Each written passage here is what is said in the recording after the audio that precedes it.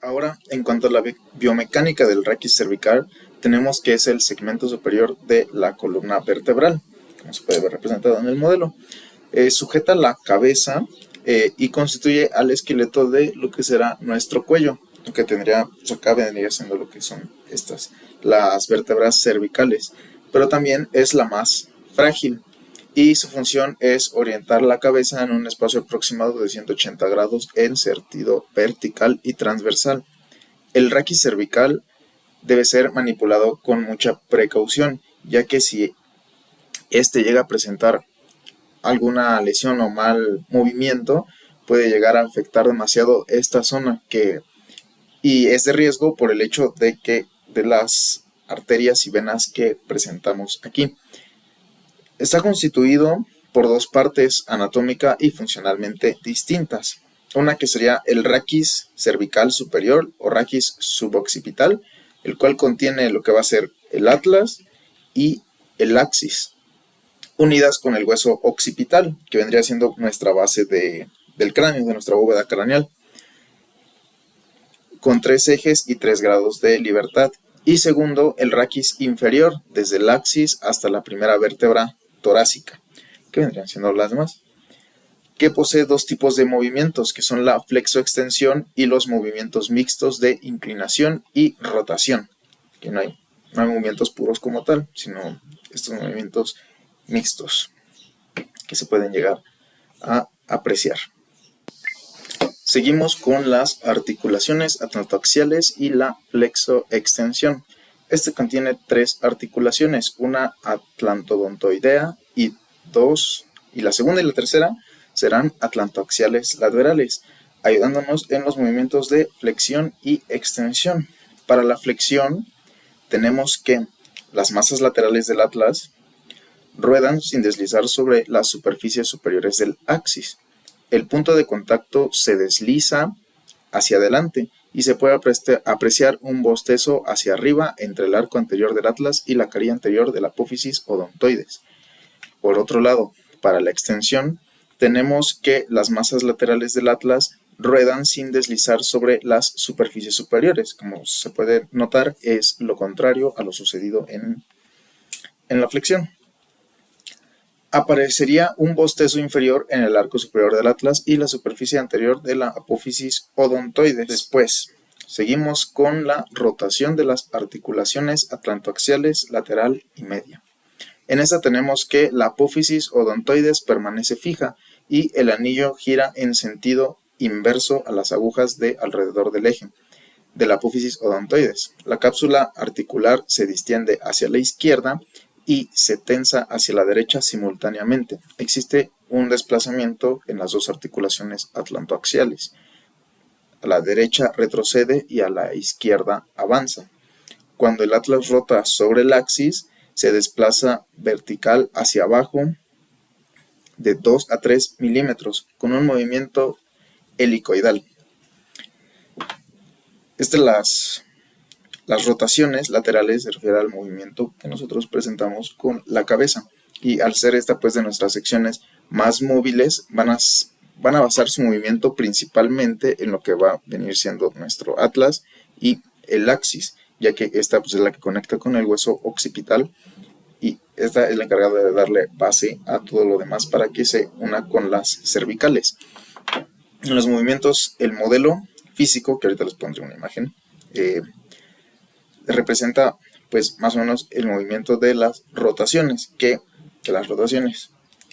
vendría siendo similar a lo que vimos anteriormente con los movimientos de la flexión y la extensión, solo que únicamente ahora va a ser de lado. No se va a hacer tanto para atrás ni para adelante el disco intervertebral. Estas nada más se van a ver desplazadas un poquito hacia los lados, los laterales, ayudándonos en también los ligamentos que tenemos aquí, los intervertebrales laterales, para dar soporte a este movimiento. Luego tenemos la rotación en cuanto a las articulaciones atlanto-occipitales, y tenemos que el hueso occipital gira sobre el atlas, como ya se mencionó, que es el movimiento más o menos así. e invierte la tensión del ligamento alar, que vendría siendo este. Existe una rotación hacia la izquierda del occipital sobre el axis, es decir, un deslizamiento hacia adelante del cóndilo derecho del occipital sobre la masa lateral derecha del atlas. Simultáneamente, el ligamento alar se enrolla alrededor de la hipófisis odontoides y este se tensa. Por otro lado, en la rotación izquierda va a dar un desplazamiento hacia la izquierda de 2 a 3 milímetros y una inclinación occipital hacia la derecha. No existe una rotación pura como tal, sino una rotación asociada a una traslación y una inclinación, lo cual equivale a otra rotación. Como se puede ver, pues normalmente los movimientos de rotación van a estar asociados también con una ligera inclinación, por eso no es un movimiento puro como tal, sino un movimiento asociado y conjugado a otros movimientos. Luego tenemos lo que vendría siendo la inclinación lateral y la flexoextensión de la atlanto-occipital. Durante la inclinación no existe ningún tipo de desplazamiento en la articulación atlantoaxial, sino únicamente entre el axis y la tercera vértebra cervical y entre el occipital, el atlas. Entre estos dos últimos existe poca amplitud, y también tenemos que la inclinación total entre el occipital y la tercera vértebra cervical es de 8 grados, que se reparten en 5 grados entre axis C3 y 3 grados entre occipital atlas. Aquí vendría siendo lo que es el axis y C3, y pues lo que vendría siendo el occipital y el atlas, que el occipital estaría aquí, suponiendo. También al atlas y al axis se le conoce como C1 y C2 y C3, por eso sus nombres. Luego, para la flexión tenemos que los cóndilos occipitales retroceden las masas laterales del atlas, que serían estas. Las hacen un poquito para atrás en cuanto a la flexión. Estas se vienen para acá al nosotros hacer este movimiento. Esto se va a desplazar un poco hacia atrás. Este movimiento se acompaña siempre de la flexión de la articulación atlantoaxial, la cual está limitada por la tensión de las cápsulas de ligamentos posteriores. Luego, la extensión, tenemos que los cóndilos occipitales se deslizan hacia adelante sobre las masas laterales del atlas. La concha occipital se dirige hacia el arco posterior del atlas. También existe una extensión en la articulación atlantoaxial, la cual se ve delimitada por el contacto de estos tres elementos óseos. En extensión forzada del arco posterior del atlas puede quebrarse el occipital y el arco posterior del tórax. La amplitud total de la flexoextensión va a ser de unos 15 grados. Y posteriormente tenemos lo que viene siendo la extensión en el raquis cervical inferior, lo que vendrían siendo las últimas vértebras cervicales, desde la C3, que es donde acaba el axis, hasta la C7, como se puede apreciar aquí, está delimitada por este ligamento aquí, donde está este sería la última C7. Y tenemos que la extensión, el cuerpo de la vértebra supradyacente se inclina y se desliza hacia atrás. Las mesetas vertebrales se estrechan más por detrás y el núcleo pulposo se desplaza ligeramente hacia adelante. Las fibras anteriores del cartílago fibroso se tensan más. Y para la flexión tenemos que el cuerpo de la vértebra supradyacente se inclina y se desliza hacia adelante. Disminuye el grosor de la porción anterior del disco vertebral y se desplaza el núcleo hacia atrás, tensando las fibras posteriores del anillo fibroso. Este movimiento no está limitado por los topes óseos, sino solo por las tensiones ligamentosas de los ligamentos longitudinales posterior, el anterior. Si bien el movimiento de las vértebras va a ser como ya lo expliqué anteriormente. Hice una ejemplificación como con mi teléfono, poniendo así, y el modelo lo tiene mi compañero, de otro modelo para este movimiento.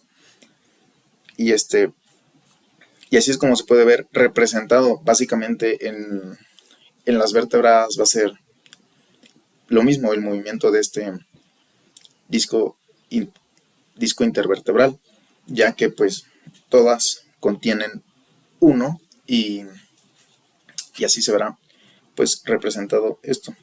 Y últimamente, en cuanto a los músculos, tenemos la participación del esternocleidomastoideo, el largo del cuello, el largo de la cabeza, el recto anterior de la cabeza, el recto lateral de la cabeza y el escaleno anterior, medio y posterior. Tenemos que todos estos nos ayudan principalmente a los movimientos del cuello, ya que todos se encuentran en esta parte de acá, de por acá, que viene haciendo todo esto, y cubren en su totalidad al raquis cervical, lo protegen de cierta forma, también protegen lo que serían nuestras venas y arterias, y van a estar encargadas de principalmente todos los movimientos en los que se venga intervenido el cuello, ya sea la extensión, la flexión, una inclinación o la misma rotación. Y eso sería todo en cuanto a los músculos del raquis cervical inferior, bueno, del raquis cervical en general. Y ya por último, nada más cabe recalcar que nuestras fuentes se basaron principalmente en el libro de Kapanji en cuanto a la fisiología articular, y también un poco de Nordin y Newman, que sean pues principalmente nuestras principales fuentes de donde rescatamos esta información. Aquí se ve representado nuestro modelo y pondré imágenes aquí del otro modelo en todos sus ángulos, y así podremos concluir con este video.